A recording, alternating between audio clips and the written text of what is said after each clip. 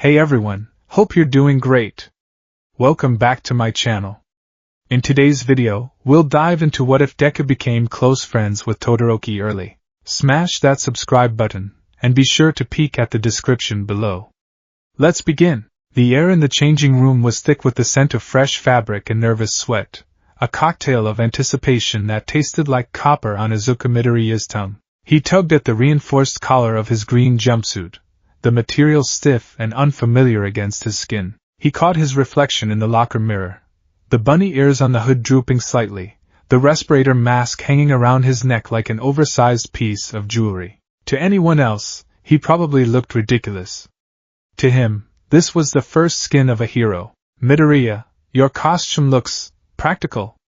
Tenya Ida's voice boomed from 3 lockers down, his own armored suit gleaming under the fluorescent lights like a pristine car chassis. Ah, thanks, Ida-kun, Izuku stammered, pulling his red utility belt tighter. It's, my mom made the design. It's supposed to help with, well, everything. He didn't mention that it was designed to withstand the violent recoil of a quirk he could barely control without shattering his own bones. The memory of the entrance exam, the purple bruising of his broken limbs, the sheer agony, flashed behind his eyes. He shook his head to clear it. Today isn't about breaking. Today is about learning. Everyone. The prep time is over, Ida announced, chopping the air with a stiff hand. We must not keep All Might waiting. The class of 1A filed out into the dark tunnel leading to ground beta. The transition from the sterile locker room to the simulated urban environment was jarring. Sunlight pierced the end of the tunnel, illuminating the dust motes dancing in the air. And there he was. I am here. All Might's voice didn't just carry, it impacted. It hit them with the force of a physical blow, washing away the teenage awkwardness and replacing it with awe. Coming through the door like a hero, Izuku felt the familiar welling of tears in his eyes, fighting to keep them at bay. This was it. Hero basic training. The first real step. As the class gathered in the monitoring room, a bunker-like structure filled with screens displaying the empty, concrete labyrinth of the simulated city, Izuku found his gaze drifting. He looked at Katsuki Bakugo, whose grenade gauntlets looked heavy and threatening. Bakugo was staring at the floor, a low growl emanating from his throat, his posture screaming pent-up aggression. Then, Izuku's eyes moved to the boy standing slightly apart from the group. Shoto Todoroki. The dual-haired student was a mystery. Half white, half red. His costume was simple, almost strangely so, a white shirt and pants, but his entire left side was encased in what looked like jagged ice, covering his eye and arm. He stood with a stillness that was unnerving, like a statue waiting to be animated. He radiated a cold indifference that made the air around him feel 5 degrees lower than the rest of the room. Now then, Zygotes, All Might announced, pulling a box from behind a podium. Combat training. You'll be split into teams of 2. Heroes versus villains. A classic setup for a classic era. Murmurs rippled through the class. Sir. Tsuyu Ajiri raised a hand. How will the teams be decided? Lots. All Might grinned, shaking the box dramatically. Luck is a part of a hero's skill set too. Now step up. Izuku stepped forward, his heart hammering a frantic rhythm against his ribs. Please don't pair me with Kaken. Please don't pair me with Kaken. If he had to fight against Bakugo, he was dead. If he was on a team with Bakugo, he was dead. It was a lose-lose scenario. He reached into the box and pulled out a ball. Letter A. Team A. All Might boomed. Who has the matching letter? Izuku looked around, holding up his ball. From the back of the group, the quiet, icy boy stepped forward. He held up his own sphere without a word. Shoto Todoroki. Izuku swallowed hard. The student who got in on recommendations. The prodigy. Okay. This is okay. He's strong. Intimidating but strong. And your opponents? All Might continued, digging his massive hand back into the box. He pulled 2 balls at once. Team B. The villains. He tossed them to the awaiting students. Tenya Ida caught one. Team B, he announced. The second ball was snatched out of the air with a violent swipe. Katsuki Bakugo stared at the letter, and then his red eyes snapped up, locking onto Izuku with the intensity of a laser sight. A predatory grin, devoid of any humor, stretched across his face. Team B, Bakugo growled, the sound vibrating with malice. Destiny has a funny way of working, doesn't it, Deku? Izuku's blood ran cold. Team A will be the heroes, All Might declared, seemingly oblivious to the murderous aura radiating from Bakugo. Team B will be the villains. The villains will hide a nuclear weapon replica somewhere in the building. The heroes must capture it or capture the villains within the time limit. Villains win if they protect the weapon or capture the heroes. Let's get this over with, Todoroki said. His voice was smooth, deep, and utterly flat. He turned his back on the group and began walking toward the building entrance designated for the heroes. Izuku stood frozen for a second, caught in the glare of Bakugo's eyes, before scrambling to follow his partner. Wait up, Todoroki-kun. The planning phase was 5 minutes long. 5 minutes to formulate a strategy against the most aggressive student in the class and the most disciplined one. They stood outside the multi-story concrete building. The map indicated the weapon was likely on the 4th floor, in the central storage room. Todoroki didn't look at Izuku. He was staring at the building, his right hand flexing slightly. Listen, he said, cutting off Izuku before he could speak. I don't know what your quirk does, and frankly, I don't need to know. Just stay outside. Izuku blinked. Huh, I'm going to end this instantly, Todoroki said, his tone suggesting he was discussing filing paperwork rather than combat. I'll freeze the entire building. They'll be immobilized before they can take a step. If you come in, you'll just get frozen too. It's better if you stay here and guard the exit in case they somehow break out. He turned to walk toward the door. Panic flared in Izuku's chest. Not panic for himself, but panic for the plan. He knew Kaken. He knew him better than anyone. Wait! Izuku reached out, grabbing Todoroki's wrist. The reaction was instantaneous. The air temperature plummeted. Todoroki stopped, looking down at Izuku's hand on his arm with a mix of surprise and annoyance. Let go. You can't just freeze the building, Izuku said, the words tumbling out in a rush. Not against him. Not against Kaken. Todoroki pulled his arm away gently but firmly. Bakugo? He has an explosion quirk. He creates heat. If I freeze him fast enough, he can't ignite his sweat. It's simple physics. No, it's not. Izuku stepped into Todoroki's personal space, his notebook brain overriding his social anxiety. You don't understand. Kaken, he starts every fight with a right hook. Always. But that's not the problem. He has incredible reaction times. If you freeze the room, he won't just stand there. He'll use the explosions to propel himself through the air. He'll stay off the ground. Todoroki narrowed his eyes slightly. So I'll freeze the air. I can create pillars. Ida-kun is there too. Izuku pressed on, tapping his temple. Ida is fast. If you freeze the floor, Ida is out, sure. But Kaken will use the debris to create cover. And he hates me. Todoroki paused. He hates you? He loathes me, Izuku corrected, his voice trembling slightly. Since we were kids. If he knows I'm here, he won't wait by the bomb. He's going to hunt me. He's going to abandon the objective to come downstairs and take my head off. If you go in alone and just freeze everything, he'll blast through the ice and ambush you because he's expecting me. For the first time, Todoroki fully turned to face Izuku. He looked at the trembling boy in the green jumpsuit, the boy who looked like he was about to vomit from nerves, yet was speaking with absolute conviction about battle tactics. So? Todoroki asked. What's your point? I can handle an ambush. You rely on your right side, Izuku mumbled, his eyes darting back and forth as he visualized the layout. I saw it during the grip strength test. You favor the ice. But using that much ice at once, it drops your body temperature, right? It slows you down eventually. If Kaken keeps blasting and melting your ice, the steam will destroy visibility. He knows how to fight in smoke. You'll be blind freezing, and fighting a guy who can fly using explosions. Todoroki's stoic mask cracked.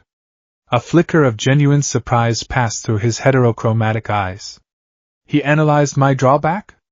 Just from the fitness test? You're saying my plan is flawed, Todoroki stated. I'm saying it's incomplete, Izuku said, finding his footing. But we can use his aggression against him. I know how he moves. I know how he thinks. He's going to come for me. Let's invite him. Todoroki stared at him for a long moment. The wind whistled between the buildings. You want to use yourself as bait? I can take him, for a little while, Izuku lied. Well, it was a half-lie. He could survive for a little while. If we draw him away from Ida, it becomes a 2v1. But we have to do it my way. Please, Todoroki-kun. I want to win. Not just survive. Todoroki looked at the building, then back at Izuku. The boy's eyes were burning with a desperate intensity. It was annoying, but logical. Endeavor would have just burned the building down. Endeavor never listened to strategy. 1 minute, Todoroki said. Explain the plan. If it fails, I'm freezing everything, including you. Izuku beamed, a nervous, wobbly smile. Right. Okay, here's what he's going to do. Start. All Might's voice rang over the loudspeakers. Within the building on the 4th floor, Katsuki Bakugo was vibrating. Bakugo-kun, Ida said, standing rigidly next to the papier-mâché bomb. We should barricade the door. Midoriya and Todoroki are formidable. We need to focus on the time limb. Shut up, Four Eyes, Bakugo snarled. He walked toward the door. You guard the toy. I'm going to kill the nerd. That is abandonment of the mission. Ida protested, chopping his hand. Heroism requires cooperation. Winning is the only mission. Bakugo yelled back, kicking the door open. That ice freak thinks he's hot stuff? And Deku? Deku thinks he can stand on the same stage as me? Small pops of nitroglycerin sparked in his palms. I'm going to show them exactly where they belong. Under my boot. He stormed into the hallway. He didn't bother with stealth. He wanted them to know he was coming. Down on the 1st floor, Izuku and Todoroki entered through a side window, avoiding the main lobby. The interior was dim, shadows stretching long across the concrete floors. He's coming, Izuku whispered. He could feel it. The phantom sensation of heat on his skin. I hear him, Todoroki replied softly. Heavy footsteps. He's not hiding. He's angry, Izuku noted. He'll be sloppy with his first attack. He'll lead with a right swing, wide arc. They reached the 2nd floor landing. It was a wide open space with several pillars. Here, Izuku said. Todoroki nodded and moved into the shadows behind a thick structural column. Izuku stepped into the middle of the hallway, exposed. He took a deep breath, channeling one for all throughout his body. 5%. Just hold it. Don't break. Don't break. DKU. The scream preceded the explosion. Bakugo launched himself around the corner of the stairwell, propelling himself through the air with blasts from his palms. He was moving fast, faster than a human should, a missile of pure rage. You're dead. Bakugo closed the distance in a second. Just as Izuku predicted, Bakugo swung his right arm back, the gauntlet clicking as the pin prepared to ignite a massive blast. Now, Izuku didn't dodge backward. He ducked under the swing, stepping inside Bakugo's guard. What? Bakugo's eyes widened. Todoroki-kun! Izuku yelled. From the shadows, a wave of ice surged forward. But it wasn't a blind glacier. It was a precise, angled ramp. Bakugo, carried by his own momentum and the misswing, slammed into the ice ramp. It launched him upward, throwing off his balance. He fired a blast to correct himself, flipping in the air to land on the wall. You bastards! Bakugo pushed off the wall, aiming for Todoroki this time. Don't think I forgot about you, half and half. He fired a massive explosion toward Todoroki. Todoroki raised his right hand. A wall of ice erupted from the floor, thick and reinforced. The explosion slammed into it, shattering the outer layer, sending shards of ice flying like shrapnel.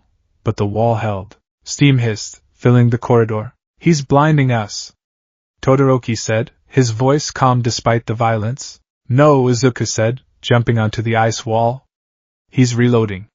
He needs oxygen for the sweat to ignite bigger blasts. He's going to circle left. Todoroki didn't question it.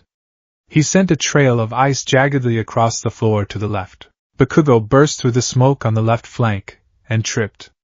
The ice had frozen his boot to the floor for a split second. Damn it! Bakugo blasted the floor to free his foot, but the delay was all they needed. Smash! Izuku yelled. He wasn't aiming for Bakugo's body. He couldn't risk killing him. Izuku aimed his fist at the air directly in front of Bakugo, releasing a shockwave of wind pressure. The force hit Bakugo like a truck, knocking him backward into a pillar. He gasped. The wind knocked out of him. Now capture him! Izuku shouted. Todoroki stomped his right foot. A glacier surged forward, encasing Bakugo's legs and torso, pinning him to the pillar. The ice climbed up, locking the grenade gauntlets against the concrete so he couldn't point them. Bakugo roared, his face twisted in pure, unadulterated fury. He struggled, explosions popping against the ice, melting it slowly, but Todoroki just added more layers, cooling the air until Bakugo's sweat glands constricted.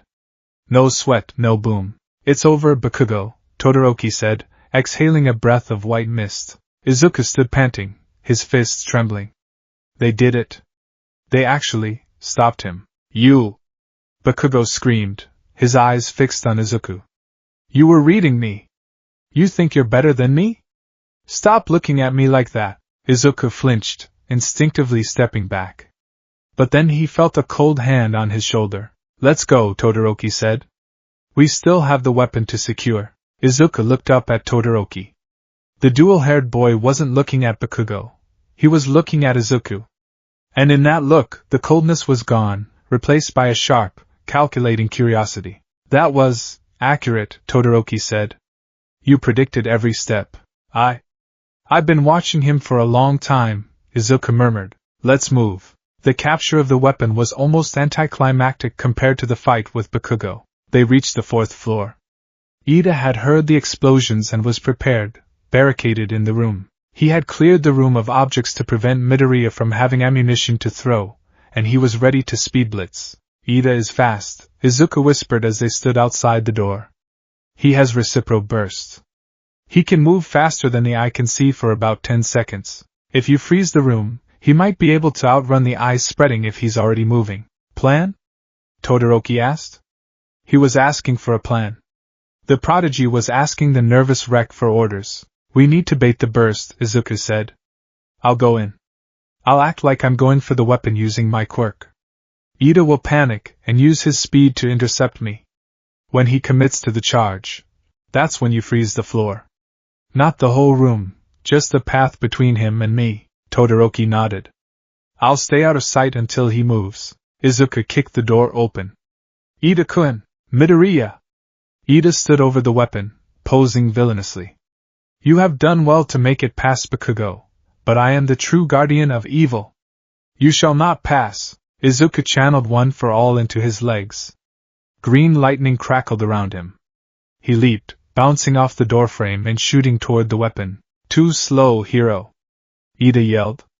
Engines roared on his calves. Blue flame shot out. Recipro burst. He vanished. In the blink of an eye, Ida was crossing the room to intercept Izuku midair. Todoroki! Izuku screamed. Todoroki stepped into the doorway, hand on the floor. A sheet of frictionless ice shot across the ground instantly. Ida, moving at supersonic speeds, tried to plant his foot to turn and tackle Izuku. But his metal boot hit the ice. There was zero traction. Physics took over. Ida's momentum, which was supposed to be converted into an attack, instead turned him into a projectile. He slipped, flailing wildly, and slid past Izuku at 80 miles per hour, slamming face first into the back wall of the storage room with a comical clang. Izuku landed softly next to the weapon. He reached out and touched the papier-mâché bomb. Secure. Hero team wins. All Might's voice boomed. Ida groaned, sliding down the wall. My villainous hubris. Todoroki walked into the room, the ice on his left side beginning to thaw and fall away. He looked at Ida, then at the weapon, and finally at Izuku. He let out a small, short breath. It might have been a sigh. It might have been a laugh. We make a dangerous team, Todoroki said. The review session in the monitoring room was intense. The MVP of this battle was young Midoriya. All Might announced, flashing a thumbs up that seemed to sparkle. Sir! Momo Yaoyorozu raised her hand. While Midoriya's strategy was sound, shouldn't Todoroki be credited for the execution? He neutralized the primary threat and the objective guardian with minimal damage to the building. An excellent point. All Might laughed. However, young Midoriya provided the crucial intelligence. Without his prediction of young Bakugo's movements, young Todoroki's initial plan, a massive ice attack, would likely have been countered by Bakugo's mobility and heat, leading to a drawn-out brawl that risked the building's integrity. Midoriya restrained Todoroki's power and focused it. He turned raw power into a surgical strike. Bakugo stood in the corner, still shivering slightly from the cold, his teeth gritted so hard his jaw ached. He wasn't yelling, he was staring at the floor, his mind replaying the moment Deku had ducked inside his guard. He knew. He knew exactly what I was going to do. The nerd, looked down on me. Todoroki stood next to the wall, ignoring the praise. He was watching Midoriya, who was currently blushing furiously and trying to deflect compliments from Uraraka and Kirishima. He has a power that breaks his body, Todoroki thought, looking at Midoriya's trembling fingers. But his mind is his real weapon. Endeavor had trained Shoto to be a masterpiece of power. Pure force. Overwhelming superiority. Shoto had always hated that philosophy. He hated the brute force of his father's fire. Midoriya was different. Midoriya treated power as a puzzle, not a bludgeon. It was refreshing. The locker room was quieter now. Most of the boys had changed and left. Izuku sat on the bench, struggling to untie his shoes. His hands were shaking. The adrenaline dump was hitting him hard. He had won. He had actually won against Kaken. But the look in Kaken's eyes, it terrified him. Midoriya. Izuku jumped, dropping his shoe. He looked up to see Todoroki standing there. The dual-haired boy was fully dressed in his school uniform, his bag slung over one shoulder. Ah! Todoroki-kun. Good work out there. Your ice control is amazing. I mean, really, the way you molded the ramp instantly. How did you know? Todoroki interrupted. Izuku blinked. Know what? Todoroki stepped closer, his demeanor less intimidating now, more inquisitive. In the prep time. You said my body temperature drops if I overuse the ice. You said I'd become slower? I've never told anyone that. It's not in the public registry. Oh. Izuku's face turned red. He grabbed his backpack and pulled out a burnt, tattered notebook. I analyze heroes. And quirks. It's a hobby. I saw the frost on your skin during the fitness tests yesterday. And physically it makes sense. If you generate ice, you're removing heat. Thermodynamics implies your body has to deal with that thermal shift. I just guessed. Todoroki stared at the notebook. You just guessed. Sorry. Was it creepy? It's probably creepy. Izuku hugged the notebook to his chest. No, Todoroki said. He sat down on the bench next to Izuku. Not close enough to be friendly, but close enough to talk. It's observant. My father, he only cares about output. Power, he never talks about the cost. Izuku looked at him. There was a heaviness in Todoroki's voice when he said father. A bitterness that felt familiar. Izuku knew what it was like to carry a heavy feeling regarding who you were. Well, Izuku said softly. Quirks are physical abilities. Everyone has limits. Even All Might. Todoroki looked at his left hand, the fire side. Limits, he murmured. Then he looked back at Izuku. You stopped me from making a mistake today. If I had done it my way, Bakugo might have beaten me, or I would have had to use my left side. The air grew tense for a second. You really don't like using your left side, do you? Izuku asked. It was a bold question, one he normally wouldn't ask, but the adrenaline was making him brave. Todoroki's expression hardened, but not at Izuku. No. I don't. He stood up. The moment of vulnerability was closing. Midoriya, Todoroki said, adjusting his bag. You're strange. You have a powerful quirk, but you fight like someone who's used to being weak. Izuku flinched. Because I was weak. Until 10 months ago, I was nothing. But, Todoroki continued, you're not weak. You're smart. That's a dangerous combination. He paused, reaching into his pocket. He pulled out his phone. Give me your number. Izuku's jaw dropped. Eh?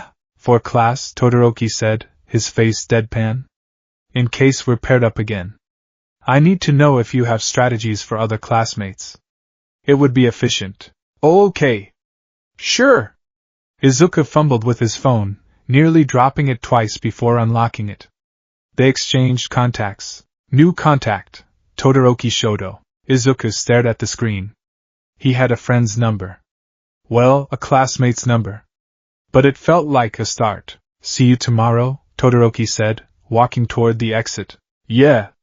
See you tomorrow, Todoroki-kun. As the door clicked shut, Izuku slumped back against the lockers, letting out a long breath. He looked at his hand, the hand that had grabbed the prodigy's wrist and changed the plan. I didn't just follow, Izuku thought, a small smile creeping onto his face. I led. Outside the school gates, Shoto Todoroki walked toward the black limousine waiting for him. He looked at his phone, the name Midoriya Izuku glowing on the screen. For the first time in years, the cold encircling Shoto's heart felt a little less biting.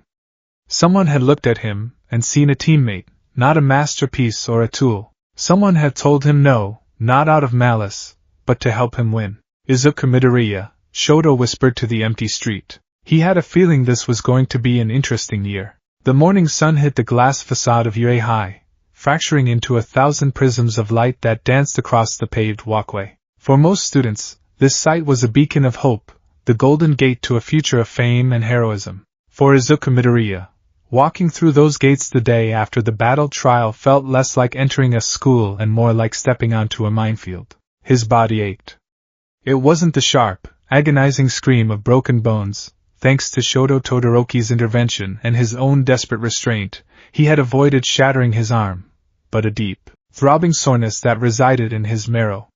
One for all, even at 5%, left him feeling like he'd been used as a punching bag by a heavyweight boxer. But the physical pain was manageable. It was the psychological weight that made his feet drag. Kaken. The image of Katsuki Bakugo's face from yesterday was burned into Izuku's retinas. It wasn't just anger. Bakugo was always angry. This was something else. It was a shatter point, a look of total, incomprehensible destabilization. Izuku had won. He, the pebble on the side of the road, had tripped the unbreakable victor. Midoriya! Good morning! Izuku jumped, nearly dropping his bag. He spun to see Tenya Ida marching toward him, his arm chopping the air with rhythmic precision. Ah! Ida-kun! Good morning, Izuku stammered, adjusting his strap. You are walking with a distinct lack of vigor. Ida nodded loudly, falling into step beside him. Are you still suffering the effects of the combat training? Recovery Girl's treatment is efficient, but muscle fatigue is a natural consequence of high-stress heroics. I'm okay, really, Izuku said, managing a small smile. Just thinking. About the curriculum? Excellent. A UE student never stops analyzing. Ida beamed. I must admit, your strategy yesterday was enlightening. I have been reflecting on my own hubris. To be defeated by friction physics. It is a lesson I shall not forget. They reached the massive 1A door. Izuku hesitated, his hand hovering over the handle. He's in there. Midoriya? Ida paused. Right. Let's go. Izuku took a breath, pushed the door open, and stepped inside. The chatter in the room died down instantly. 20 pairs of eyes shifted. It wasn't the mocking stares of Aldera Junior High. These were stares of assessment. Curiosity. Hey! It's the MVP. Eijiro Kirishima grinned, flashing a jagged-toothed smile from his desk. Man, that fight was crazy. I couldn't believe you took a hit from Bakugo and kept moving, and that strategy. Hantasiro added, leaning back in his chair. Using Todoroki's ice like a ramp? That was sick. Oh, thanks, Izuku blushed, waving his hands frantically. It was mostly Todoroki-kun's power. I just suggested it. His eyes instinctively darted to the back of the room. Katsuki Bakugo sat at his desk, boots propped up, staring out the window. He didn't turn around. He didn't scream. He didn't ignite an explosion. He was surrounded by a palpable aura of hostility so dense it felt like static electricity. The air around his desk was a do-not-enter zone. And then, Izuku's gaze shifted to the other side of the room. Shoto Todoroki sat alone, his posture perfect, reading a book. He seemed completely detached from the chaos of the classroom. As Izuku looked at him, Todoroki glanced up. Their eyes met. Todoroki gave a microscopic nod. Not a wave. Not a smile. Just a tiny dip of the chin. I acknowledge your existence. Izuku felt a strange warmth bloom in his chest. He nodded back, a goofy smile finding its way onto his face, before scurrying to his seat behind Bakugo. The morning passed in a blur of normalcy that felt jarring compared to the violence of the previous day. English with present mic was loud and grammar-intensive. Modern literature with Cementhouse was soothing but dry. It was a reminder that UA was, first and foremost, a school, but the tension never fully dissipated. Every time Izuku moved, he felt Bakugo's shoulders tense. Every time the bell rang, the class seemed to orbit around the two distinct sons of power in the room, the explosive blonde and the icy prodigy. Then came lunch. The lunch rush cafeteria was a sensory overload. The clatter of trays, the roar of hundreds of conversations, the savory aroma of white rice, curry, and tempura frying. It was the heart of the school's social life. Izuku stood in line, holding his tray, his mind racing. Usually, he would look for Ida and Uraraka. They were his friends. Could he call them that yet? They had been nice to him. But today, Uraraka was caught up talking to Tsuyu Azuri and Mina Ishido near the dessert counter, and Ida had been dragged into a debate about cafeteria nutrition standards by Momo Yaoyorozu. Izuku got his order, katsudon, a comfort food he desperately needed, and turned to face the sea of tables. He saw an empty spot near the window. But as he started walking, he saw Bakugo sitting 2 tables away, aggressively eating a spicy curry while Kirishima and Kaminari tried to talk to him. Bakugo's eyes flicked up, locking onto Izuku. The glare was murderous. If I sit near him, he might explode. If I sit too far, I look like I'm running away. Izuku felt the familiar clutch of anxiety. He didn't want to be alone. He didn't want to be the outcast again.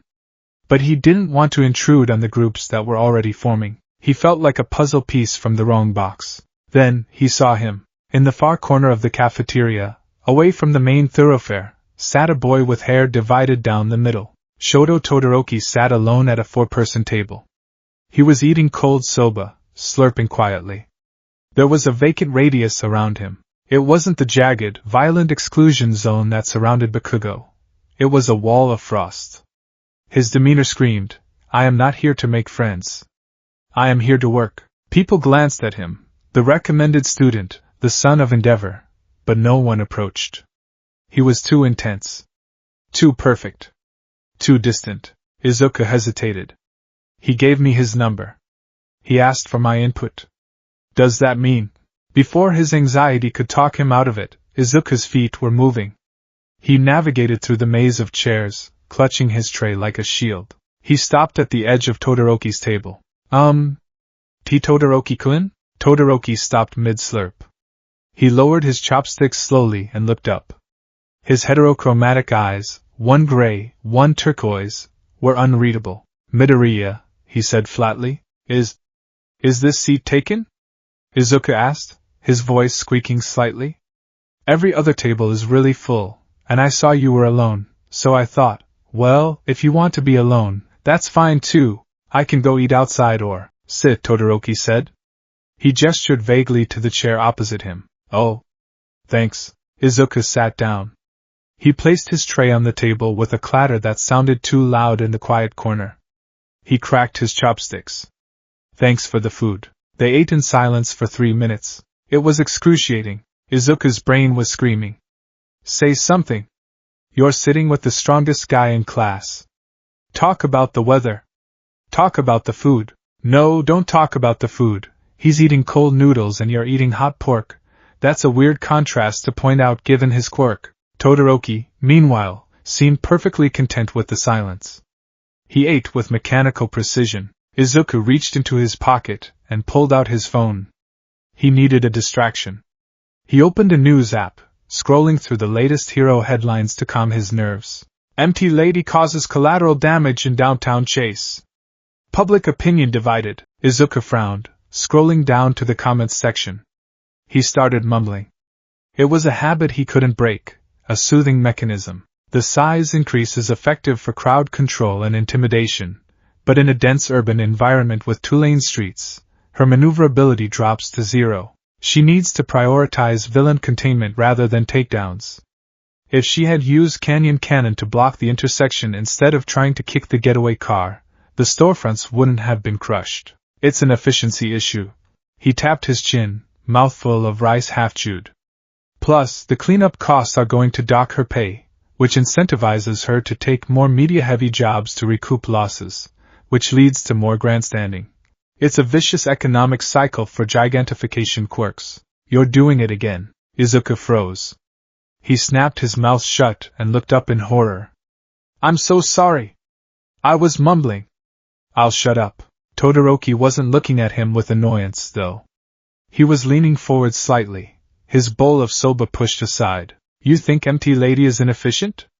Todoroki asked. Izuku blinked. Well, not inefficient overall. Just environmentally situational. She's a great hero. But her quirk requires a specific grid layout to work without collateral damage. Most people just talk about her appearance, Todoroki said, his voice lowering. Or her ranking. You're talking about her economics. Oh. Yeah. I mean, rankings are just popularity contests mostly, right? Izuku scratched his cheek. What matters is the save rate and the collateral minimization. Like, take Kamui Woods. His popularity is lower, but his lacquered chain prison has a 94% capture rate with zero property damage. Technically, he's the better hero for city work, even if he doesn't get the commercials. Todoroki stared at him. For a second, Izuku thought he had offended him. After all, Todoroki was the son of the number 2 hero, a man obsessed with rankings. Rankings are a popularity contest, Todoroki repeated slowly, testing the words. You don't care about the charts? I care about them, Izuku admitted. But All Might isn't number 1 just because he's popular. He's popular because he saves everyone. The ranking is a byproduct of the result. Focusing on the rank first seems backward. Todoroki's eyes widened a fraction. It was the most emotion he had shown all day. Backward, Todoroki exhaled. Yes. It is. He picked up his tea, taking a sip, but his eyes never left Izuku. You view heroes as systems. Variables, I guess? Izuku shrugged self-consciously. I've been watching them for a long time. Since I was a kid. I didn't have I was a late bloomer. So I had to study to keep up. He caught himself. He almost said didn't have a quirk. I noticed, Todoroki said. Your quirk damages you. It's powerful, but you can't control it. So you compensate with data. Exactly. Izuku brightened. It's like you. In the battle trial, Todoroki raised an eyebrow. Like me? Yeah. Everyone says your quirk is amazing. And it is. But yesterday, you didn't just overpower Bakugo. When I told you about the oxygen and the sweat, you adjusted. You changed the temperature of the room to lower his sweat production. That wasn't power. That was science. That was control. Izuku leaned over the table, his eyes sparkling. That's why you're amazing, Todoroki-kun. Not because you have a strong quirk, but because you know how to apply the physics of it. Todoroki sat back, stunned. All his life, people had praised his fire and his ice. They praised the thing he had, the genetic lottery ticket. His father praised the fire as his legacy. His teachers praised the ice as a weapon. You have the perfect combination, they said. You are a masterpiece. But Midoriya? Midoriya didn't care about the masterpiece. He was looking at the pilot. He was praising the decision to lower the room temperature by 5 degrees. He was praising the mind. You. Todoroki started, then stopped. He looked down at his left hand, clenched in his lap. You're the first person to tell me that. Really? Izuku tilted his head. But it's obvious. I mean, sure, the ice is flashy, but the thermal regulation required to not give yourself hypothermia is the real feat. You must have incredible proprioception. Todoroki let out a breath, a tension leaving his shoulders that he hadn't realized he was holding. My father, Todoroki said quietly, doesn't care about proprioception. He cares about overpowering the opposition. The name hung in the air. Endeavor. Izuku sensed a shift in tone. The air around the table grew heavier.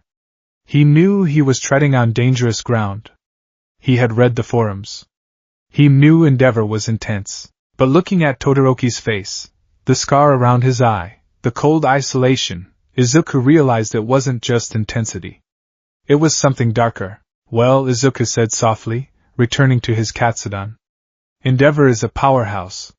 He solves incidents by overwhelming force. That's his style. But that doesn't have to be yours. Todoroki looked up sharply. Quirks are like muscles, right? Izuku continued, not looking at Todoroki, pretending to focus on a piece of pork. But how we use them, that's a choice. All Might punches to change the weather. Best Genus uses fibers to restrain. You used ice to capture without hurting anyone. That's your style, Todoroki-kun. Not his. The noises of the cafeteria seemed to fade away for Shoto. That's your style. Not his. It was a simple observation. Midoriya wasn't trying to be profound. He was just analyzing the data. But to Shoto, who felt like he was constantly fighting a war against his own genetics, it was a lifeline. You really are a nerd, Shoto said. But there was no bite in it. It sounded almost fond. I know, Izuku chuckled nervously. Sorry, don't apologize, Shoto said. He pulled a small notebook from his pocket, a sleek, expensive-looking planner. In the battle trial, you said Bakugo opens with a right hook. What does he do if that misses? Izuku's eyes lit up. He swallowed his food quickly. Oh. If the right hook misses, he usually pivots on his left foot to use a blast for rotation, turning it into a roundhouse kick. But because of the gauntlet's weight, there's a 0.5-second lag in his balance recovery. If you aim for his center of gravity during that spin, for the rest of the lunch period, the silence was gone. They talked. They talked about Bakugo's blast radius. They talked about Ida's engine torque. They talked about the structural integrity of the battle center. Around them, the class watched in confusion. Is Todoroki talking? Kaminari whispered from a nearby table, a noodle hanging from his mouth. He's sitting with Midoriya, Tsuyu noted, tapping her chin. That's an unexpected combination. Ribbit. Whatever, Bakugo growled from his table, stabbing his spoon into his curry bowl so hard the ceramic cracked. They're just two losers plotting how to lose together. But they weren't losing. They were connecting. The bell rang, signaling the end of lunch. Izuku stood up, grabbing his tray. I didn't mean to talk your ear off for the whole period. Sorry, Todoroki-kun. Shoto stood up as well. He felt lighter. Usually, lunch was a time to brood, to plan, to fortify his walls. Today, he had just talked. It was productive, Shoto said. He walked with Izuku toward the tray return conveyor belt. As they walked, Izuku hesitated. Hey, Todoroki-kun? Yeah? Why were you sitting alone? It was a brave question. Shoto looked straight ahead. I'm not here to make friends. I'm here to become a hero. Friends are usually distractions. Or they want something. Oh. Izuku looked down at his shoes. I get that. I mean, I didn't have friends in junior high. Everyone thought I was, well, useless. So I got used to being alone too. It's safer sometimes. Nobody can look down on you if nobody is looking at you at all. Shoto stopped walking. He looked at the green-haired boy. Midoriya wasn't trying to gain favor with Endeavor's son. He wasn't trying to ride coattails. He was admitting to his own weakness. He was admitting that he, too, knew the cold bite of isolation. Shoto had been isolated by expectation. Izuku had been isolated by rejection. They were on opposite ends of the spectrum, yet they stood in the exact same place. You're not useless, Shoto said firmly. Izuku looked up, surprised. You have a good mind, Shoto continued. And you have guts. You stood up to Bakugo. I was terrified, Izuku laughed weakly. That's why it counts. They reached the classroom door. Midoriya, Shoto said before they entered. Yes? Tomorrow. Shoto adjusted his bag strap, looking slightly awkward, as if he was trying to remember how social interactions worked. We can review the physics of Cementos' quirk. During lunch, Izuku beamed. It was a smile so bright it rivaled All Might's, but it was genuine, unforced. I'd like that. I have a whole theory about how he manipulates the lime content in concrete. Good, Shoto said. They walked into the classroom together. The class went silent again for a brief second, noticing the pair entering. Bakugo glared. Ida chopped the air in greeting. Uraraka waved. But this time, the silence didn't bother Izuku. And looking at Shoto's relaxed shoulders, he didn't think it bothered the prodigy either. They sat at their respective desks, Izuku behind Bakugo, Shoto in the back corner. As Aizawa-sensei rolled into the room in his yellow sleeping bag to start the afternoon homeroom, Izuku's phone buzzed in his pocket. He subtly checked it under the desk. From Todoroki Shoto. Subject none. Send me the notes on Kamui Woods later. Izuku grinned, typing a quick reply. 2. Todoroki Shoto. Will do. He put the phone away and looked toward the front of the room. The anxiety of the morning had evaporated. He wasn't just Deku, the punching bag. He wasn't just a kid breaking his bones. He was an analyst. And apparently, he was a friend. Across the room, Shoto Todoroki stared at the blackboard. He wasn't thinking about his father. He wasn't thinking about the scar on his face. He was thinking about lime content in concrete. For the first time in his life, the fire inside him didn't feel like it was burning him alive. It just felt warm. The bus ride to the unforeseen simulation joint, the USJ, was a capsule of deceptive tranquility. The vehicle hummed with the electric buzz of the engine and the nervous, excited chatter of 20 aspiring heroes. Outside the windows, the sprawling campus of UA gave way to the winding roads leading up the mountain, the greenery blurring into streaks of emerald and gold under the morning sun. Izuku Midoriya sat near the back, his notebook open on his lap, though he wasn't writing. He was staring at the boy sitting next to him. Shoto Todoroki was looking out the window, his chin resting in his palm. To the casual observer, he looked bored. But Izuku, having spent the last 2 weeks decoding the micro-expressions of the dual-quirk prodigy during their lunch breaks, saw something else. There was a tightness at the corner of Shoto's eyes, a slight tension in his jaw. You're reviewing the rescue protocols in your head, aren't you?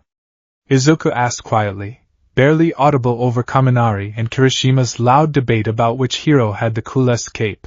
Shoto glanced at him, the corner of his mouth twitching upward in a barely there smile. Is it that obvious? Only because I'm doing the same thing, Izuku admitted, tapping his pen against the paper. Disaster scenarios require a different mindset than combat. In the battle trial, the objective was binary, capture or protect. Rescue is multivariable. Terrain stability, victim triage, secondary hazards. And time, Shoto added, his voice smooth and low. Endeavor always says that in a disaster, time is the only enemy that matters. You can't punch a clock. That's actually really insightful, Izuku noted, jotting it down. Even if he is a tyrant? Shoto finished the sentence without heat. Yes. But he's a competent one. That's what makes him annoying. I say whatever comes to mind. Tsuyu Ajui's voice cut through the air from the seat across the aisle. She had turned around, her large, observant eyes fixed on Izuku. Midoriya-chan. Why yes, Ajui-san? Izuku straightened up, flustered. Call me Tsuyu, she corrected. I notice you and Todoroki-chan have gotten close lately. It's strange. The bus went quiet.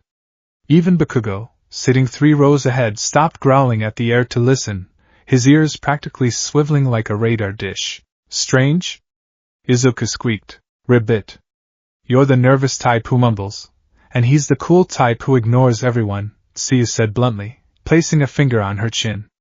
But now you two trade notes like old partners. It's like watching a bunny make friends with a wolf. I am not a wolf, Shoto said dryly. He's more of a snow leopard, Izuku mumbled instinctively. What was that?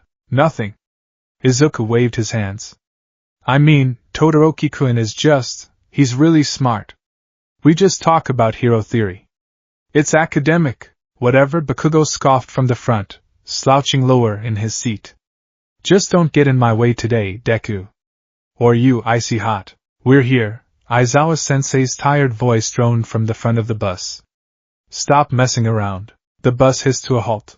The USJ was a cathedral of catastrophe. As the class stepped through the massive brass doors, Izuku felt his breath catch in his throat. It was enormous, a dome so high clouds could form inside it. The space was divided into distinct zones: a shipwreck in a lake, a burning city, a windstorm canyon, a mountain range, and a landslide zone. Standing at the top of the long staircase was the space hero, 13. I love 13. Uraraka squealed, clutching her helmet. She's the coolest. Izuku smiled, his fanboy heart beating faster. But as 13 began her speech about the dangers of quirks, how power designed to save can easily kill, Izuku felt a prickle on the back of his neck. It wasn't the air conditioning. It was a sensation he had felt only once before, months ago, under a bridge with a sludge villain. A primitive, lizard brain warning. Predator. Midoriya? Shoto whispered, noticing Izuku stiffen. Something's wrong, Izuku breathed. At the center of the plaza, far below them, the space distorted. It didn't break, it tore. A swirling vortex of purple mist expanded, growing like a bruise on reality. Aizawa spun around, his scarf flaring. Stay back, sensei? Kirishima asked, confused. Is this part of the simulation? Like the entrance exam? Don't move! Aizawa roared, putting on his gold goggles. The exhaustion vanished from his posture, replaced by the lethal tension of an underground pro. Those are villains. The word hung in the air, heavier than the dome itself. Villains? Here? Izuku's mind raced. How? The alarms didn't sound. The sensors, someone with an emitter quirk? A jamming quirk? From the purple mist, a hand emerged. Pale, covered in disembodied hands. Then a face. Or what passed for one. Eraserhead and 13, a raspy, scratching voice drifted up the stairs. According to the schedule we received the other day, All Might should be here. The man with the hands stepped out. Shigaraki Tamura. Beside him, a hulking beast with exposed brains and a beak stood motionless. The Nomu. And behind them, dozens of thugs poured out of the mist like cockroaches. Where is he? Shigaraki scratched his neck, the sound dry and flaky. I went through all this trouble, and he's not here? Maybe if I kill a few kids, he'll come out to play. Panic erupted. Kaminari! Try the radio. Aizawa barked. 13, protect the students. Aizawa leaped. He didn't run down the stairs. He dove into the fray, his capture weapon lashing out like a living serpent, erasing quirks and cracking skulls in a fluid dance of violence. We have to go! Ida yelled, grabbing the handle of the exit door. Everyone, evacuate! But the door didn't open. And then, the purple mist was in front of them. I cannot allow that, the mist spoke. Two yellow eyes narrowed in the smoke. Kurogyri. We are the League of Villains. We have invited ourselves in to extinguish the symbol of peace. Not on my watch! Kirishima and Bakugo lunged forward simultaneously. Bet you didn't see this coming! Bakugo screamed, blasting the mist with a massive explosion. Stop! Run away! 13 yelled, but it was too late. The smoke wasn't solid. It enveloped them. My job is to scatter you, Kurogyri said. To separate and torture you to death. The floor disappeared. Izuku felt weightlessness. The world twisted into a kaleidoscope of purple and black. He reached out blindly. Todoroki! Midoriya! He felt a hand grab his forearm. A cold, strong grip. Then, gravity returned with a vengeance. They hit the ground hard. Izuku tumbled, tucking his chin to his chest to roll with the impact, his reinforced costume absorbing the scrape of gravel. He skidded to a stop, coughing in a cloud of dust. Midoriya. Report. Are you injured? Izuku looked up. Shoto was standing a few feet away, brushing dust off his white combat vest. He looked unbothered, though his eyes were scanning the perimeter with hawk-like intensity. I'm okay, Izuku wheezed, standing up. He looked around. They were on a steep incline. Jagged rocks jutted out of the earth like broken teeth.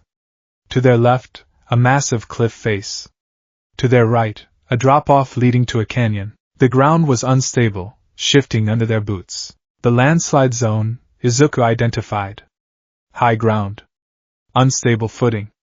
Poor visibility. And company, Shoto added. Shadows detached themselves from the rocks. 1. 5. 10. Nearly 20 villains emerged from behind boulders and crevices. They weren't the polished, terrifying figures like Shigaraki. These were street thugs, men with mutation quirks that gave them extra arms, strange skin, or crude weapons. But there were a lot of them. Well, looky here, a villain with a mantis head clicked his mandibles. 2 little high schoolers. Jackpot. They looked scared, another laughed, swinging a rusted pipe. Let's crack 'em open. Shoto stepped forward, placing himself slightly in front of Izuku. The air temperature dropped instantly. Frost began to creep across the rocks at his feet. Stay back, Midoriya, Shoto said, his voice dropping an octave. I'll handle this. One large-scale freeze should immobilize them. He raised his right foot, preparing to stomp, his signature move. The move that ended the battle trial in seconds. Wait! Izuku hissed, moving back-to-back with Shoto. What? Look at the ground. Izuku whispered rapidly. It's loose gravel and scree. If you unleash a glacier, the weight of the ice will trigger a landslide. We're on a 45-degree slope. You'll bury the villains, but you'll bury us too, or send us sliding off the cliff edge. Shoto froze, literally and figuratively. He looked down. Izuku was right. The ground was shifting just from their weight. A massive ice wall would destabilize the entire sector. You have to use precision shots, Izuku analyzed, his eyes darting from enemy to enemy. Target their feet to root them, or use thin barriers to block projectiles. You can't just nuke the zone, tch. Shoto lowered his foot. Fine. Precision it is. Get them. The mantis villain screeched. The horde charged. Right side, 3 targets. Izuku yelled. Shoto didn't hesitate. He swung his right arm, sending a sharp wave of ice not as a wall, but as a barrage of icicles. They pinned the first 3 villains to the rock face by their clothes. Left side. Big guy with the hammer. Izuku didn't wait for Shoto this time. He channeled one for all, 5%, into his legs. The green lightning crackled, illuminating the dim zone. He launched himself off a boulder, staying low. The hammer villain swung. Izuku ducked under the clumsy arc, planting his hand on the villain's chest. Smash! It wasn't a bone-breaking hit. It was a controlled burst of wind pressure. The villain flew backward, crashing into 2 of his comrades, bowling them over like pins. Behind you! Shoto warned. A villain with elastic arms stretched out to grab Izuku's ankle. Shoto stomped, sending a precise line of ice snake-like across the ground. It froze the villain's arm solid before it could touch Izuku. Thanks. Izuku flipped back, landing beside Shoto. They fell into a rhythm. It wasn't rehearsed, but it was intuitive. Shoto was the turret, stationary, powerful, controlling the battlefield with barriers and traps. Izuku was the rover, mobile, fast, protecting Shoto's flanks and striking the enemies that slipped through the ice. Your analysis was correct, Shoto said, breathing slightly heavier as he encased a fire-breathing villain in a coffin of ice. This terrain is tricky. We need to clear a path to the exit, Izuku panted, shaking his hand to dissipate the numbness of the impact. We have to help Aizawa-sensei, agreed. But as the fight dragged on, Izuku noticed something. Shoto's movements were slowing down. It was subtle. A millisecond delay in his ice generation. A slight stiffness in his right arm. Izuku glanced at Shoto's face. Half of it was covered in a layer of frost. His breath was coming out in thick white plumes, and his teeth were beginning to chatter. He's reaching his limit, Izuku realized with a jolt of horror. In the battle trial, the match ended in 3 minutes. We've been fighting for 10. He's using only his right side. He's regulating his own body temperature downward to generate the ice, but without the fire to balance it, he's giving himself hypothermia. Todoroki-kun! Izuku shouted, kicking a villain in the jaw. You're slowing down. You're freezing up. I'm fine, Shoto gritted out, his voice shivering. I can still fight. You're limiting yourself. Izuku screamed. Use your left side. You need to heat up. No!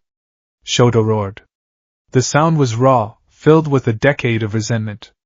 I will never use his power. He stomped his foot again, sending a massive wave of ice toward a group of approaching villains. But the ice was brittle. It shattered upon impact, failing to entrap them fully. A villain with a chameleon quirk, invisible until now, materialized from the side. He held a jagged, serrated knife. Shoto, sluggish from the cold, didn't see him. His right side was stiff. He couldn't turn fast enough. Die, hero! The chameleon screamed, lunging for Shoto's exposed neck. Shoto's eyes widened. He tried to raise his arm, but the frost had locked his joint. I can't move. Time seemed to slow. The knife glinted. Then, a flash of green. Move! Izuku slammed into Shoto, shoving him hard. The force knocked Shoto to the ground. Squelch! Izuku cried out, a sharp, strangled sound. Shoto looked up from the gravel. Izuku stood where Shoto had been. The chameleon villain looked stunned, his knife buried deep in Izuku's left shoulder, right through the green jumpsuit. Blood dark and hot began to seep out immediately. Midoriya! Shoto screamed. Izuku didn't fall. He gritted his teeth, tears pricking the corners of his eyes from the searing pain. He grabbed the villain's wrist with his right hand. Get away from him! Izuku squeezed. One for all flared. He pivoted his hips and threw the villain over his shoulder, ripping the knife out of his own flesh in the process. The villain slammed into the rock face and slumped, unconscious. Izuku staggered, clutching his bleeding shoulder. I'm okay. Just a scratch. Shoto scrambled to his feet. The cold fog in his brain evaporated, burned away by a surge of pure, white-hot panic. He rushed to Izuku, grabbing him by the good arm. You idiot! Why did you jump in? I could have. You couldn't move, Izuku gasped, his face pale. You were shivering. Friends look out for each other, right? Shoto stared at him. The blood was dripping onto the rocks. Red on gray. He took a knife from me. He knows I have fire. He knows I could have saved myself if I just used it. But he didn't demand I use it.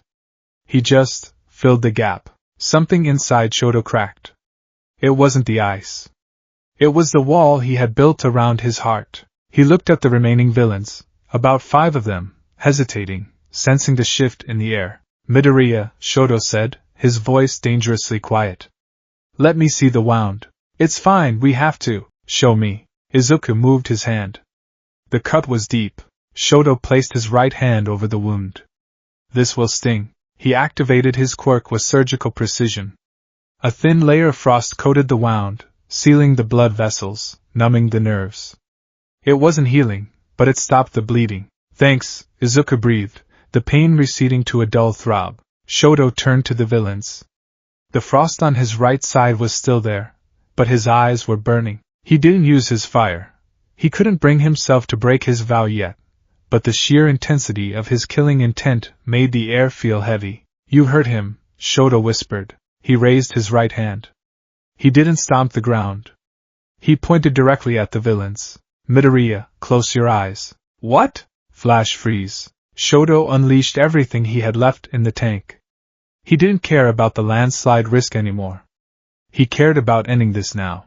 A massive column of ice exploded outward, not along the ground, but through the air. It engulfed the remaining villains instantly, freezing them mid-scream, creating a sculpture of defeat. The silence that followed was deafening. Shoto stood panting, his right arm trembling violently, completely white with frostbite.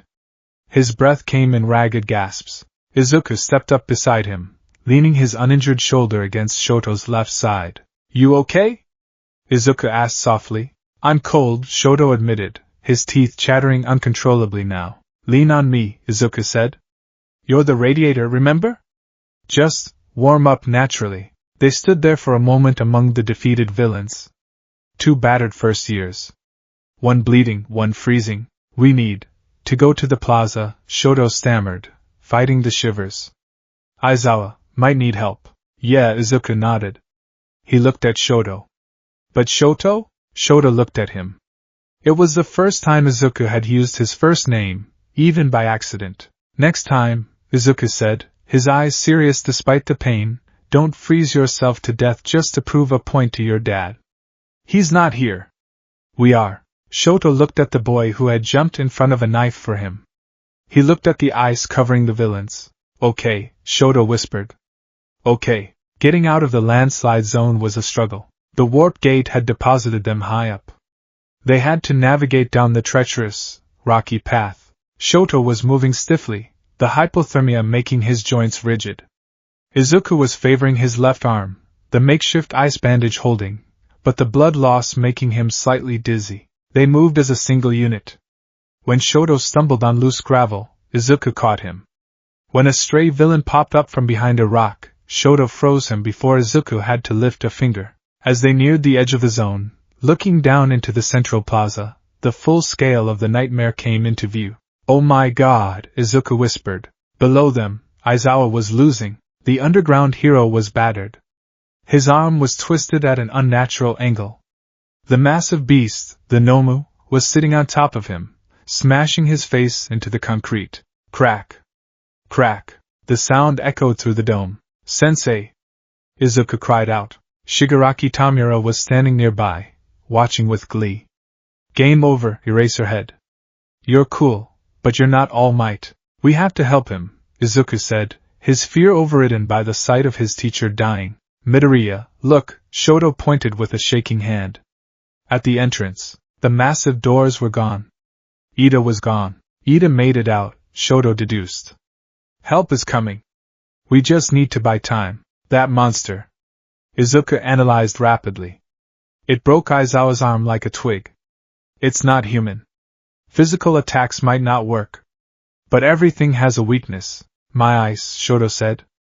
If I can freeze it, maybe we can shatter it.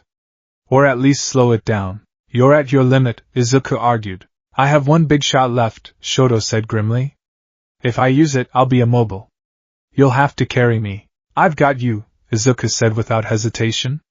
We go together. They moved toward the water's edge, skirting the battle. Down in the plaza, Shigaraki turned his head. He looked toward the pond where Ajiri and Mineta were hiding. He reached out a hand. Maybe I'll kill a few students to hurt All Might's pride. He lunged for Ajiri. No! Izuku screamed. He didn't think. He didn't plan. He moved. Smash! Izuku launched himself from the rocks, flying through the air. But he wasn't alone. A path of ice materialized beneath his feet midair, a slide created by Shoto. Izuku surfed it, gaining speed, and launched a punch at Shigaraki. The villain turned, eyes widening. But before the punch could connect, the Noma was there. The beast moved faster than eyes could track. It took the blow meant for Shigaraki. Boom! A shockwave rattled the plaza. The water in the lake rippled violently. Izuku hung in the air, horrified. The punch, it didn't do anything. The Nomu absorbed it. Nice punch, Shigaraki laughed. For a kid, the Nomu raised a massive fist to crush Izuku. Whoosh! A wall of ice slammed into the Noma's side. Shoto had arrived, sliding down his own ramp. He placed his hand on the Noma's leg. Freeze! The ice spread instantly, encasing the Noma's entire right half. Midoriya! Back! Shoto yelled, grabbing Izuku's collar and yanking him backward just as the Noma swung. The frozen limb cracked but didn't shatter. The creature was too durable. They tumbled back, landing near Aizawa. You! Aizawa croaked, lifting his bloody head. Get out. We're not leaving you, Izuku said, standing protectively over his teacher. How touching, Shigaraki sighed. Noma. Kill them all, the creature flexed. The ice on its body shattered, flying off like glass shrapnel. It roared, a sound devoid of humanity. Shoto stared, his eyes wide. My ice, it didn't hold. Izuku stood his ground, raising his fists, despite his bleeding shoulder, despite the terror gripping his heart. Shoto stood beside him, frost creeping up his neck, his vision blurring. Ready? Izuku asked, his voice trembling. No, Shoto said. But let's do it anyway. Just as the Noma prepared to charge, a sound cut through the chaos. It was a sound louder than the explosions. louder than the screams. It was the sound of a door being blown off its hinges. I am here! The voice was not smiling. It was angry. All Might stood at the entrance, his suit stripped of his jacket, his face cast in shadow. He wasn't the goofy teacher from the morning. He was the #1 hero, and he was furious. Izuku felt his legs give out. Tears streamed down his face. All Might. Shoto let out a long exhale, the adrenaline crashing. He swayed, and Izuku caught him. He came, Shoto whispered. Yeah, Izuku sobbed, holding his friend up. He came. But as All Might descended the stairs in a blur of speed, Shoto looked at Izuku, the boy who was bleeding, crying, and yet still standing. All Might is here, Shoto thought. But you were here first. The sound of the door bursting open wasn't just a noise. It was a physical shift in the atmospheric pressure of the unforeseen simulation joint. I am here! The voice boomed, bouncing off the geodesic dome, rattling the water in the shipwreck zone and shaking the dust from the landslide zone where Izuku Midoriya and Shoto Todoroki stood. It was a voice that usually brought immediate relief, a promise that the nightmare was over. But today, stripped of his blazer, his white shirt clinging to his massive frame, All Might didn't look like a savior arriving at a parade.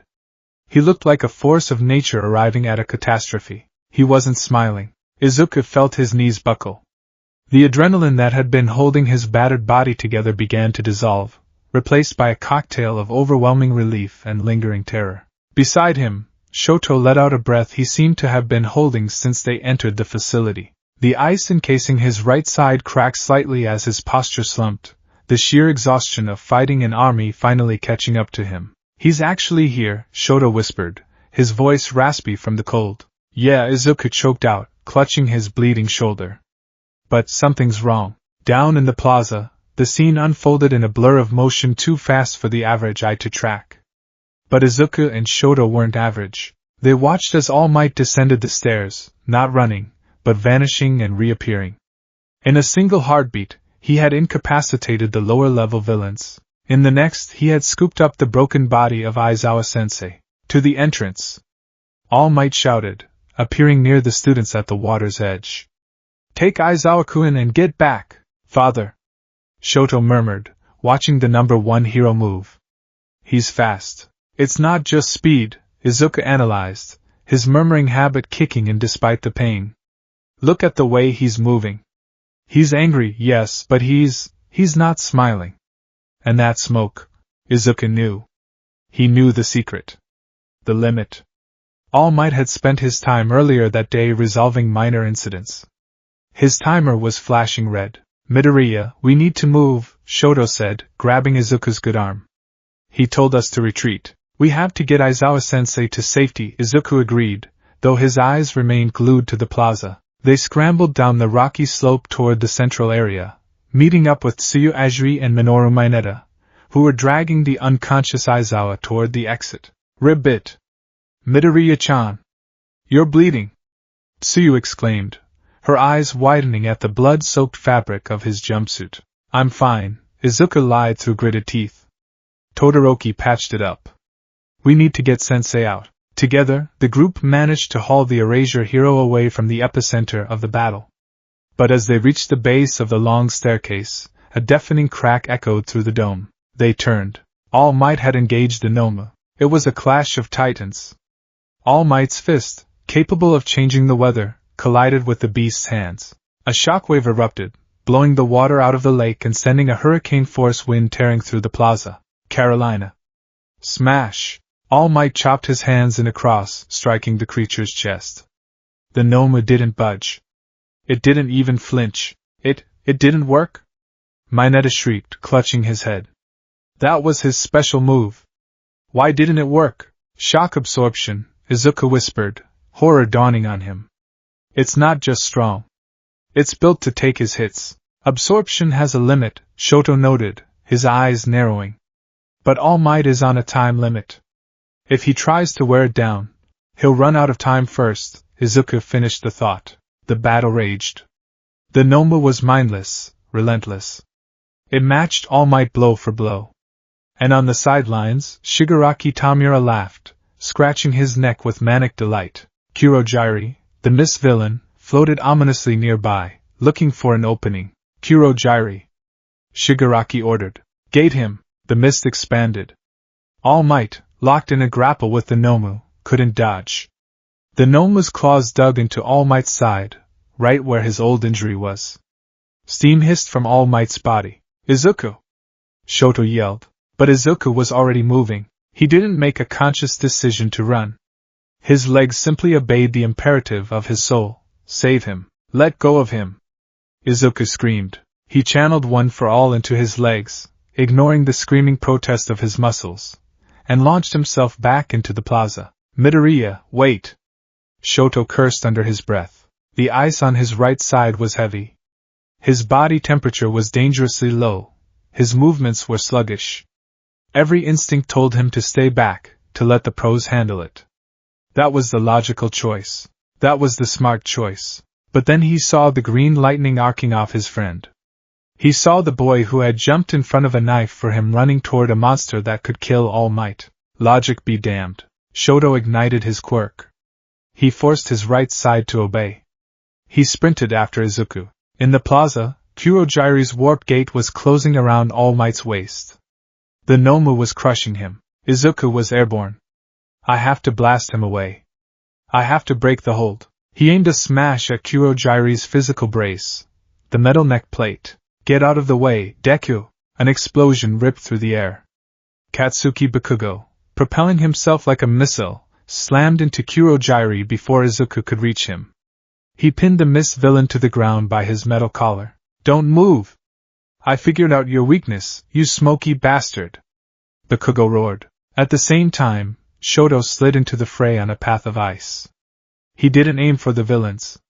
He aimed for the Noma's footing. Freeze! Shoto slammed his hand onto the concrete. A glacier erupted, surging forward and encasing the Noma's legs and torso, locking it to the ground. The ice climbed up, freezing the creature's arm where it held All Might. Now, All Might! Shoto shouted. Taking advantage of the sudden immobility, All Might ripped himself free. He leaped back, clutching his side. Izuku landed, skidding to a halt between All Might and the villains. Midoriya! Young Bakugo! Young Todoroki! All Might gasped. This is too dangerous. Get back! We're not leaving you! Izuku yelled, his voice cracking. That thing, it's designed to kill you! You can't fight it alone. He's right, Shoto said, standing up. He was shivering violently now, visible tremors shaking his frame. It has shock absorption. Brute force isn't working fast enough. You need a distraction, or we just blow it to hell. Bakugo grinned savagely, sparks popping in his palms. Kirishima arrived a moment later, hardening his skin. I'm here too. Let's do this. For a brief moment, the students stood as a vanguard in front of the symbol of peace. Kurogyri, our exit, Shigaraki muttered, looking at Bakugo pinning his transport. We can't leave without him. Noma. Kill the explosive brat. The Noma moved. It didn't matter that its legs were frozen. It simply tore them out of the ice, shattering Shoto's glacier like it was sponge sugar. Its regeneration kicked in, the frozen flesh sloughing off and reknitting instantly. It vanished. Boom. A gust of wind threw everyone back. When the dust settled, All Might had taken the hit meant for Bakugo. He had been knocked into a wall. All Might! Izuku screamed. The symbol of peace coughed blood. The steam rising from him was thick now. He was at his limit. He was past his limit. Midoriya, Shoto said, his voice deadly calm amidst the chaos. He was standing next to Izuku. The ice makes it brittle. If I freeze it, and you hit it. Izuku looked at Shoto. He looked at the Nomu. He looked at All Might. We have one shot, Izuku said. I'll break my arm if I have to. Can you freeze it deep enough? I'll freeze it to the bone, Shoto promised. Hey! All Might stood up. His eyes were shadowed, glowing with blue fire. You kids did well. But this is where the pro shows you why he is number one. All Might charged. He's going head-on again. Kirishima yelled. No, Izuku said, watching the exchange. He's going faster. All Might and the Nomu clashed. A barrage of punches. Hundreds of them. each one creating a sonic boom, shock absorption. Doesn't mean you can't be hurt. All Might roared. I just have to hit you until it stops working. The Noma was being pushed back. But All Might was fading. Now! Izuku yelled. He didn't wait for permission. He jumped into the slipstream of the battle. Todoroki, Shoto unleashed everything. He sent a wave of ice not at the Noma's front, but at the ground beneath All Might's feet, giving the hero traction, and then curving up to encase the Noma's arm as it pulled back for a punch. The ice latched on. The cold was absolute. For a microsecond, the Noma's arm paused, the cells sluggish. Izuku was there, one for all. 100%. He didn't aim for the Noma. He aimed for the air behind the Noma, creating a vacuum. Smash! The air pressure pulled the Noma off balance. All Might saw the opening. He saw his students, his successors, clearing the path. Plus, Ultra! All Might's fist connected with the Noma's gut. The creature folded. It launched into the sky, breaking the sound barrier, crashing through the dome's ceiling, and disappearing into the clouds. The shockwave knocked everyone off their feet. Silence returned to the USJ. All Might stood in the center of the crater, steam pouring off him. He raised a fist. I did it! The students cheered. Kirishima hugged Bakugo, who shoved him away. Even Mineta was weeping with joy, but Izuku didn't cheer. He was looking at All Might's legs. They were trembling. He's out. He's completely out. Shigaraki was still there. He was furious. He cheated, he cheated. The villain scratched his neck until it bled. Noma is gone, but he's weak. Look at him. He's weak. We can still kill him. Shigaraki ran forward. All Might couldn't move. No!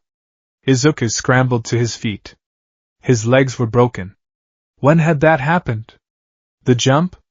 The landing? He didn't know. He crawled. Stay away. Bang! A gunshot rang out. A bullet struck Shigaraki's hand. Sorry we're late, a voice drawled from the entrance. Nizu, Snipe, and the rest of the UA staff stood at the top of the stairs. I gathered the pros.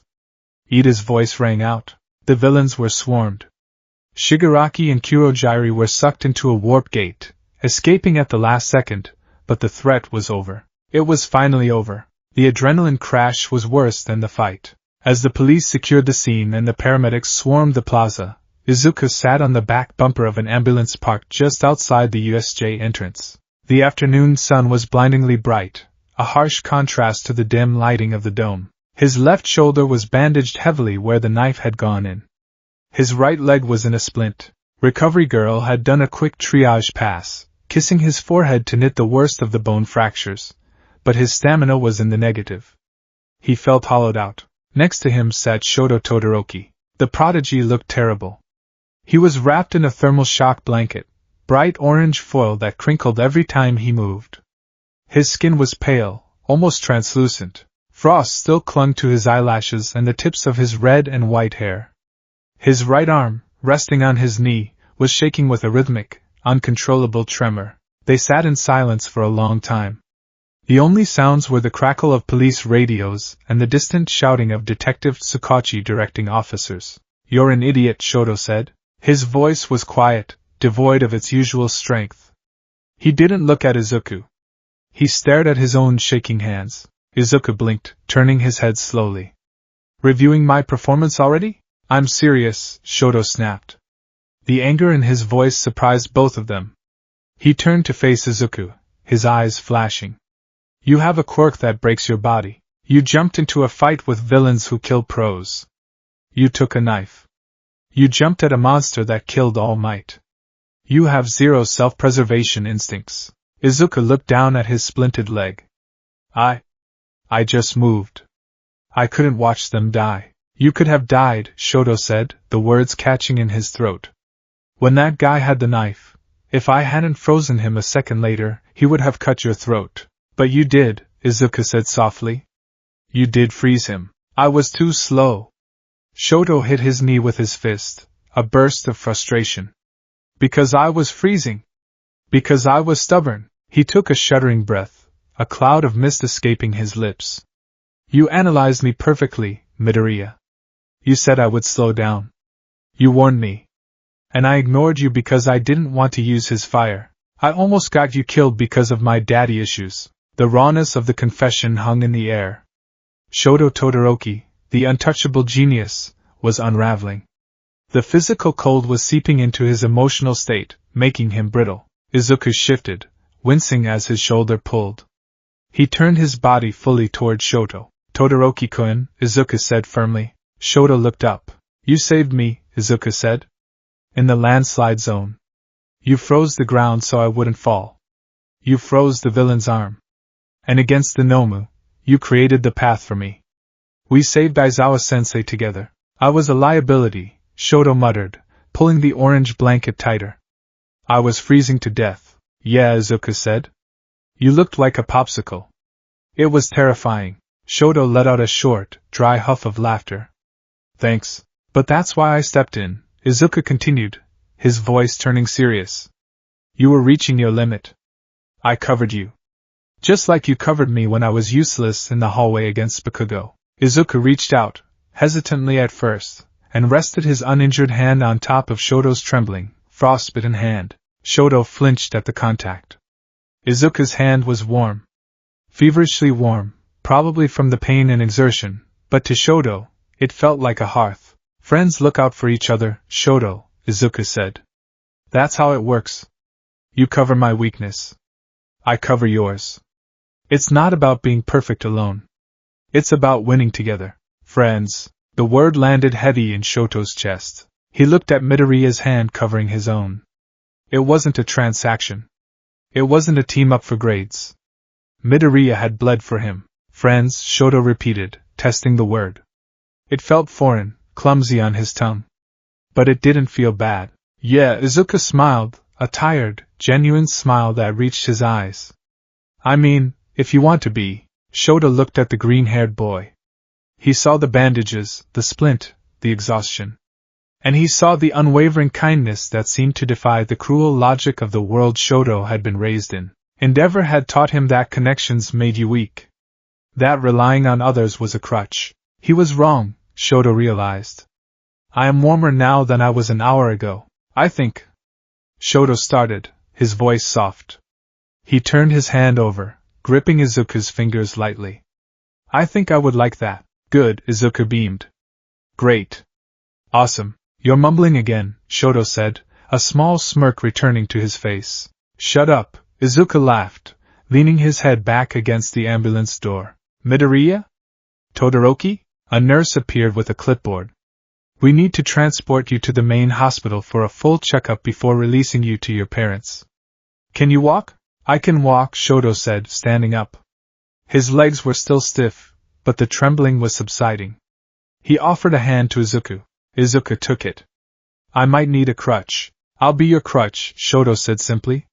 He pulled Izuku up and let the smaller boy lean heavily against his non-frozen side. As they hobbled toward the transport vehicle, arm in arm, the rest of Class 1A watched from the other side of the police cordon. Dude, Kaminari whispered, nudging Ciro. Are Todoroki and Midoriya holding hands? I think Todoroki is holding him up, Ciro corrected. But yeah? They look pretty tight. They fought together, Kirishima said, crossing his arms with a solemn nod. That's a bond forged in battle. So manly. Bakugo watched them from the back of the group. He didn't yell. He didn't scoff. He just stared at Izuku's back, his red eyes narrowing. The nerd hadn't just survived. He had evolved, and he had dragged the icy bastard with him. The next day, the atmosphere at UA was subdued. School was temporarily closed for the investigation, but Recovery Girl's office was open for follow-ups. Izuku sat on the bed, swinging his legs. His bandages were fresh, and the pain was a dull ache now. The door slid open. Midoriya, Shoto walked in. He was wearing casual clothes, a white button-down shirt and dark slacks. He looked pristine, as if the battle had never happened, except for a small bandage on his cheek. Todoroki-kun. Izuku perked up. Did you get checked out? Is the frostbite okay? Recovery Girl said no permanent damage, Shoto said, walking over to the bed. He held out a stack of papers. I brought you the notes from the English lecture we missed this morning. I assumed you would panic if you fell behind. Izuku's eyes sparkled. You are a lifesaver. I was actually freaking out about the past participles. He took the notes, flipping through them. They were written in elegant, precise handwriting. Also, Shoto said, reaching into his bag again. He pulled out a small, wrapped box. My sister, Fuyumi, she heard about what happened. She insisted I bring you this. Oh? Izuku took the box. He opened it to find intense-looking, high-quality daifuku. She said sweets help with blood loss, Shoto said deadpan. I don't know the medical validity of that, but she was very insistent. Izuku laughed, popping one into his mouth. It's delicious. Tell her thank you. Shoto watched him eat. He stood awkwardly by the bed, hands in his pockets. Midoriya, Shoto said suddenly. MMPH? Izuku chewed. About what you said. About covering weaknesses. Izuku swallowed. Yeah, I've been thinking, Shoto said, his gaze drifting to the window. My left side. I've rejected it because it's his. I thought using it meant I was becoming him. Izuku waited. He knew this was huge. But yesterday, Shoto continued. When the Nomu broke my ice, I felt helpless. If I had used fire, I could have melted the ice instantly to free myself. Or I could have kept my body temperature up so I could keep fighting. He looked back at Izuku. You said it's my power? Not his. It is, Izuku said gently. I'm not ready, Shoto admitted. I'm not ready to use it. The fire still feels like him. But I acknowledge that my refusal to use it is a tactical flaw. And it puts my teammates at risk. That's a start, Izuku smiled. You don't have to fix everything in a day, Shoto. We have 3 years here. 3 years, Shoto echoed. He looked at the notes in Izuku's lap. The sports festival is in 2 weeks. Oh, right. Izuku groaned, flopping back onto the pillow. I totally forgot. Everyone is going to be watching.